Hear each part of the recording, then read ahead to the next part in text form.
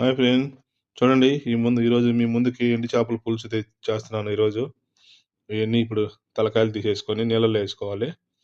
అప్పుడు నీట్గా వచ్చేస్తుంది, పొట్టు గిట్టు అంతా పోతుంది. చూడండి ఫ్రెండ్స్, ఈరోజు చేపలు ఒక ప్యాకెట్ తెచ్చుకుందాము పులుసుకి. చూడండి ఫ్రెండ్స్, మనం ఈరోజు ఎండు చేపల కూర చేస్తున్నాను చెప్పినా కదా. చూడండి, ఎర్రగడ్డ, పచ్చిమిరపకాయ, కరివేపాకు, తిరగబాత గింజలు అన్నీ వేసేసినాను. అవన్నీ బాగా ఏగినాక మనం మళ్ళీ బాగా వేగినాక అల్లం పేస్ట్ వేసుకొని, అల్లం పేస్ట్ పచ్చివాసన పోయిందాక టమాటా వేసుకోవాలి. అల్లం పేస్ట్ కూడా వేసేసినాను. బాగా అల్లం పేస్ట్ పచ్చివాసన పోయిందాక పెట్టుకొని మళ్ళీ వచ్చి టమాటా వేసుకోవాలి. అల్లం పేస్ట్ వేగింది, టమాటా వేసేసినాం. చూడండి, టమాటా బాగా వేగినాక చింతపండు రసం వేసుకొని చేపలు వేసుకోవాలి. చూడండి ఫ్రెండ్, ఎండు చేపల పులుసు రెడీ అయిపోయింది. వేడి వేడి అన్నంలో తినడమే సూపర్గా వచ్చింది, స్పైసీగా.